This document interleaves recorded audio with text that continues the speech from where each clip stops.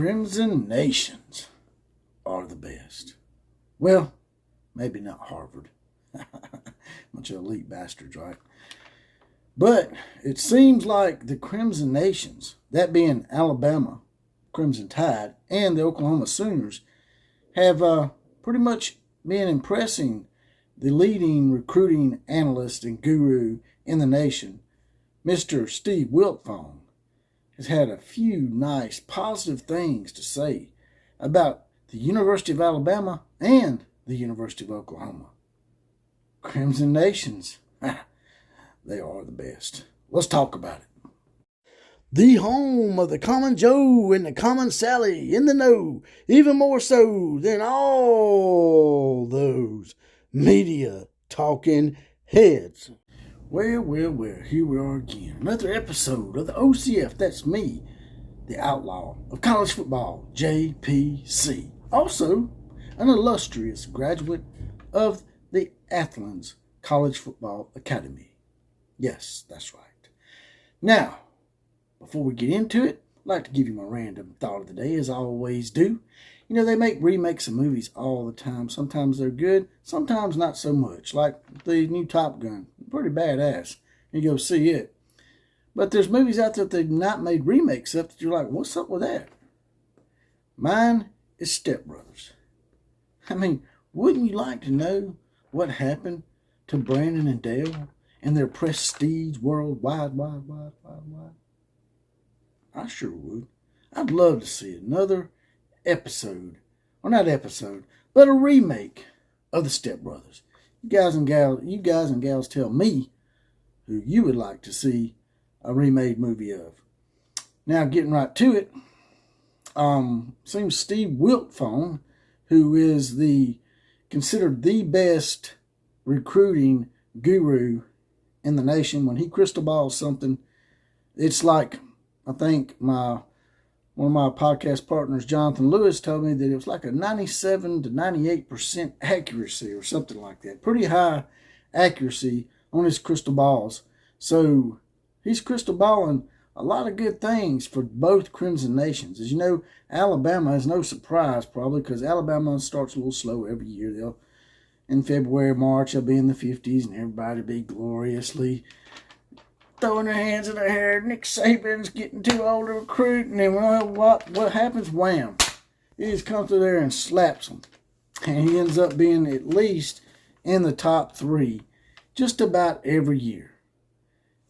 Oklahoma said he was very much impressed with Oklahoma as well, because Oklahoma hasn't got a history of that. Oklahoma was back in the 40s, back in the middle of March, I think. And you had people out there gloriously, once again, clamoring and celebrating out there in Skittleshitterland, like Colin Coward and Tebow were saying you couldn't recruit to Oklahoma. See that? Look at him, they're number 40. I told him, I said, look, man, got a lot more recruits that still haven't decided, some not even flipped, that are going to visit Oklahoma, and they're going to commit to Oklahoma. And you're going to look rather silly, because last year they did the same thing. They started a little slow because of the transition between coaches, and they ended up in the top 10 anyway. So what do you think they're going to do with a full year? So what happens? I ain't trying to pat myself on the back, but back when they were 37th and just inched into the top 40, I told y'all this. I told all you skittle shitters out there that. And what happened? What's happened now? Oklahoma is not only, I said they'd be in the top 15 by this time. Boy, hey, they even proved me wrong. Not only are they in the top 15, not only are they in the top 10, but they're almost in the top 5 at number 7 by 247 Sports. And so, if they get a few more recruits, and I got some notes here. Let's see what we got here on the good list today. Crystal balling.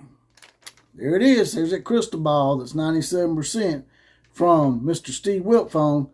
He is crystal balling Makari Vickers, the defensive back with 10.7 speed, one of the top defensive backs in the nation, to coming to Oklahoma. That it's a done deal just about. Then you have, he's joining great defensive backs already there with Brandon Drum and Parker Thune. Is that how you say his name? Parker Thune. Andrew Ivins are already in the class at DB. And on top of that, not just the number one player in the state of Texas, but the number one defensive lineman in the country, according to 247 Sports. David Hicks, defensive lineman, is considering Oklahoma as one of his top 2 or 3. Now, I think Texas A&M and Alabama are in the mix for him, but Steve Wiltfong seems to be leaning towards him. Now, he's saying in these little notes here that I got that if they were to get one of these 2 guys, which they already got one, and what am I talking about here? They already got Makari Vickers, according to him. If they get David Hicks, or if they win the Jordan Renaud sweepstakes, not only are they going to be in the top 5, they're going to be in the top 3 probably. Like I said, all these USC fans in particular have been coming in here railing and trying to poke at pride at Oklahoma. They moved up from 16th to 13th. Now I think they slipped back down to 14th or 15th. It looks like like I said, I hate to say I told you so, but it looks like tick for tack, and it looks like you're just going up and down from the 13th spot to the 16th spot. Meanwhile, Oklahoma is infringing upon the top 5 now.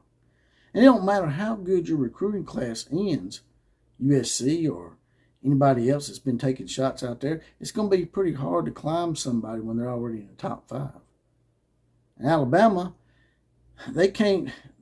He said that their class is surging. But where can you surge to once you're at number 1, right?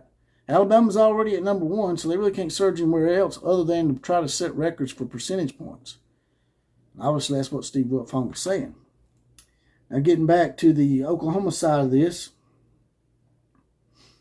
Steve Wiltfong also alluded to Brent Venables' ceiling being higher than Lincoln. So basically in this article, it looks like Steve Wiltfong's alluding to the fact that while Lincoln can recruit great quarterbacks and wide receivers and maybe a few running backs, that the good defensive lineman and offensive lineman that Lincoln does get is usually by default because you can't recruit everybody. You can't have everybody on your team. You got a 25 scholarship limit, right? So he's going to get some by default, but he just can't develop them when he gets them. And what Steve Wiltfong's alluding to, and what I'm reading here, the way it looks to me, if you read between the lines, he's saying that Brent Venables' ceiling is much higher and that he's going out and above and beyond to try to get that extra win or 2 on the tail end of the season, which means that he wants to win national championships, while it seems Lincoln Riley's satisfied with the recruiting classes ranked maybe slightly in the top 10 to maybe 15th, and maybe winning 10 games, maybe 11 games a year, and getting close every year, and just winning conference championships. And that's fine for a lot of programs. And maybe that's the way USC sees it. Maybe USC just wants to be able to come in there and finally win the Pac-10 or 12, or maybe the Big Ten now since they're joining the Big Ten. Maybe they'll be satisfied with just winning the Big Ten Conference. But teams like Oklahoma, Alabama, I'd say Clemson, Ohio State, those kind of teams, they're not just satisfied with conference championships. And like I said, that's a good achievement. But if you really want to be considered profound and be considered a traditional national power, you've got to be able to win a national championship every so often. And it just doesn't look like, from what Steve Wiltfong is saying, that Lincoln Riley has the recruiting prowess and the developmental skills to do that. Also, he goes on about Bill Bedenbaugh. Is that how you say his name? Bill Bedenbaugh, the offensive line coach who has built one of the best offensive lineman classes in the country. In the country. Offensive lineman classes. And a lot of people that, are into the glamour, that's not going to mean much to them. But you can't get the ball downfield to your wide receivers, and you can't run the ball without a good offensive line. So, in conclusion, in this article, by adding in Brent Venables, with the great staff that he's brought in, like Bill Bedenbaugh. It just seems like the perfect storm and makings of possibly getting Oklahoma back at the national championship table. Not just in the playoffs, but winning the prize, the national championship, just like they did when Bob Stoops was roaming the sidelines back in the day. And that's all I got to say about that. I just wanted to come in here. And I know y'all probably getting tired of me prodding USC, but this article's like this about Steve Wiltfong coming in here, the leading guru, saying that Brent Venables' ceiling is much, much higher than Lincoln Riley's. And you very rarely get a coach to win a national championship in his first year. I think the last person to do it maybe was Larry Coker of Miami. But wouldn't it be a good old poke in the eye if Oklahoma finishes in the top 3 in recruiting after it was just matter-of-factly said like it was a done deal and it was a fact, according to Colin Coward, whatever you want to call him, and Lincoln Riley, that you just can't recruit to Oklahoma or small towns like that, like Tuscaloosa, Alabama. You can't recruit to places like that and win national championships. Like I said, that'd be a good old poke in the eye for old Lincoln Riley if Oklahoma finishes even in the top 5 in recruiting and then makes the playoffs. And then, oops, wins the national championship. Psst. Psst. Over here.